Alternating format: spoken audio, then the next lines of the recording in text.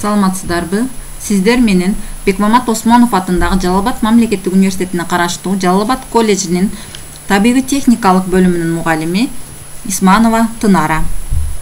Биз бүгүн бас повтас адистиктер үчүн алгоритм негиздери жана программалоо дисциплинасынан Абысы Паскаль программасында if шарттуу оператор деген теманы өздөштүрөбүз. Сабагыбыздын максаты Абысы Паскаль программасында if оператору менен таанышуу, киргизүүчү, чыгаруучу жана шарттуу if операторлорду колдонуу менен программа түзүүнү үйрөнүү. Кайталоо буга чейин алгоритмдин 3 түргө бөлүп, сызыктоо, бутактануучу жана кайталануучу циклдык деп караганбыз. Аты айтып тургандай эле, берилген маселени ирети менен аткарылуусу сызыктуу алгоритм деп аталат. Бул блок схемада жана программада көрсөтүлүп турат. Бүгүнкү темабыз алгоритмдин экинчи түрү болгон бутактануучу алгоритм. Берилген маселени чын же жалган текшерүү менен же шарт менен иштөөчү алгоритм бутактануучу алгоритм деп аталат. Паскальдагы if шарттуу операторунун иштөөсү операторлордун аткарылуу ирети берилген логикалык шартка карай өзгөрүлөт. Логикалык шарт true, чын же false, жалган болгон эки маанинин бирөөсүн кабыл алат. Бутактануучу алгоритмде шарттуу операторлорду колдонобуз. Шарттуу операторлор төмөнкүдөй түргө Бутактануучу алгоритмдин эки структурасы бар: толук жана толук эмес.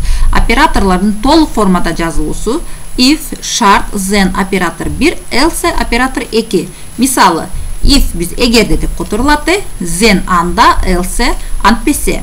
Мисалы, if эгерде a b'дан чоң болсо, анда max барабар ага, else антпесе max барабар b'га. Кыска формада жазылуусу if шарт then оператор. Мисалы, эгерде a b'дан чоң болсо, анда max барабар ага. Алгоритмде толук формасы блок схемада толук бутактануу түрүндө көрсөтүлөт, толук эмес бутактануу түрүндө көрсөтүлөт. Эсиңерде болсун, программада else кызмачы сөзүнүн алдында чеки түтүр белгиси коюлбайт. Мына төмөнкүдө силердин төмөнкүдө көрүнүп тургандай, биринчи блок схема бул толук бутактануу, экинчи блок схема бул толук эмес бутактануу болуп турат. Толук бутактануу блок схемага көңүл бурсак, башталышы, андан өзгөрүлмөлөрдү кирүү, андан кийин геометриялык фигура ромб белгиси. Бизде шарт ромб менен белгиленет блок схемада. Эгерде a b'дан чоң болсо, анда оба болот дагы true. Биринчи оператор max барабар a аткарылат. Эгерде false жок болсо, анда max барабар b болгон экинчи оператор аткарылат да, жыйынтыгы экранга чыгат. Толук эмес бутактанууда шарт берилгенден кийин оба болот дагы биринчи амал аткарылып, анан жыйынтыкка чыгып кетет. Биз азыр силер менен Абысы Паскаль программасында иштеп көрөлү. Бизге n бүтүн сан берилген. Эгерде ал 10 сан болсо, ага 1-ди кошкула, ал эми терс болсо, адан 2-ни кемиткиле деген мисал берилди. Бул жерде программанын башталышы шарт. Бул программанын аты. Var бөлүгүнө биз өзгөрүлмөлөрдү киребиз. Биздин учурда n жана ab integer бүтүн саны ыйгарганыбызга байланыштуу биз integer деп алдык. Begin жана end бул оператордук каша болуп эсептелинет. Write чыгаруучу жана кирүүчү операторлор. N'ге маани бер. Бул тырмакчанын ичине алынып жазылат. Себеби чыгаруучу терезеден тырмакчанын ичиндеги сөз чагылдырылып көрсөтүлөт. Readline n берилген маанини окуйт. Шарт жазабыз. Эгерде n 0-дон чоң болсо, анда then n барабар n плюс 1ге. Бул жерге биз чеки түтүр белгисин койбойбуз. Себеп дегенде эреже боюнча else'дин алдында коюлбайт. Экинчи оператор антпесе, то есть биз 0-дон кичине сан берип калсак, анда экинчи оператор аткарылат. n барабар n минус 2ге. Андан кийин n'дин жыйынтыгын экранга чыгарабыз. Биз бул программаны иштетип көрөлү. N'ге маани бер деп сурап атат. Биз мисал үчүн n'ге 6 деген маанини берсек, Enter'ди басабыз. N барабар 7 деген жыйынтыкты берди. Бул дегенди бизде азыр биринчи оператор аткарылды дагы, жыйынтыгы экранга чыкты. N'дин ордуна 6-ны койду дагы, 6 кошу 1, 7 болду, экранга чыкты. Эми терс сан берип көрөлү. Мисал үчүн, -5 деген терс сан берип көрөлү. Enter'ди басабыз. N барабар -7 деген жыйынтыкты берди. Бул дегенди бизде биринчи оператор аткарылган жок дагы. Антпесе, то есть биз 0дон кичине сан берген болсок, экинчи оператор аткарылды. -5 -2. Математикалык эреже боюнча, эгер минус менен минус бизге плюсту берет, ошондуктан экөөнүн санын кошту дагы, чогунун белгиси минусту коюп, -7 деген маанини берди. Бул толук бутактануу түрү болду. Эми силер менен экинчи толук эмес бутактануу түрүнө мисал карап көрөлү. Берилген эки сандын чоңун экранга чыгаруу программасын силер менен түзүп көрөлү. Өзгөрүлмөгө биз A, B жана max деген сөз алдык. Бул максимум, то есть эки сандын чоңун экранга чыгаруу программасы түзүп атабыз. Write'лын бердик. A, B сандарына маани берди. Бул жерде A, B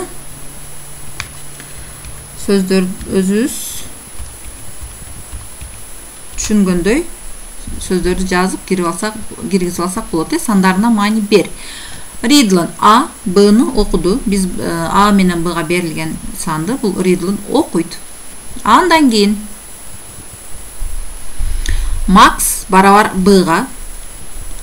Эгерде A B'дан чоң болсо, анда max барабар A'га жыйынтыгын чыгарат. Write'лын иштетип көрөбүз программаны. Сурап атат. Мына бул жерде бизден сурап атат. A, B сандарына маани бер. 4 жана 5 деген санды берсек, мынакей max барабар 5 деген санды бизге берди. Биз бул жерге өзүбүзгө түшүнүктүү болуш үчүн кичинекей өзгөртүү киргизсек да болот программага. Мисал үчүн бул жерге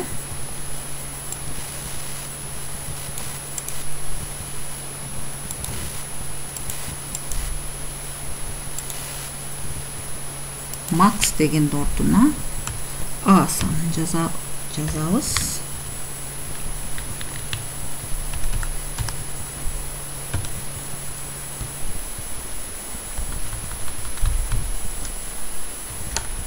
Көчүрүп алабыз дагы.